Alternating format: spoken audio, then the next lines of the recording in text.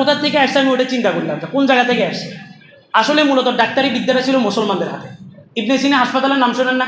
মূলত ইবনে সিনান রহমাতুল্লাহ আলাই সর্বপ্রথম ডাক্তারি বিদ্যা আবিষ্কার করছে। ইবনে সিনান রহমাতুল্লাহ আলাই থেকে নামকরণ ইবনে সিনা হাসপাতাল এখন। তো ডাক্তারি বিদ্যা না, শুধু বৈজ্ঞানিক সমস্ত কিছু মুসলমানদের হাতে ছিল। মুসলমানদের অধঃপতনের কারণে এখন এগুলো চলে গেছে ইহুদিদের হাতে।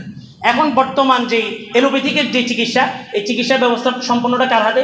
ইহুদিদের হাতে। সম্পূর্ণটা কার হাতে? ইহুদিদের হাতে। এবার আসেন, উনি কেন বলছেন যে বস্তুটা কেটে ফেলাইতে হবে? ওনাকে ওনার টিচারে বলছেন, আর ওনার টিচার হচ্ছে পশ্চিমারা হচ্ছে ইহুদি।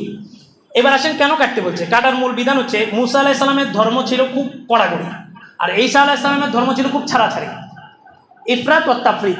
মুসা আলাইহিস সালামের ধর্মের তওবা ছিল হচ্ছে হত্যা করা, ফাকতুলু আনফুসাকুম, তোমরা একে অপরকে হত্যা করো। গোবৎস পূজা করছিল, আল্লাহ তাআলা বললেন যে তোমাদের তওবা কবুল হবে একজন একজনকে হত্যা করলে তওবা কবুল। তাদের বিধান ছিল শরীরের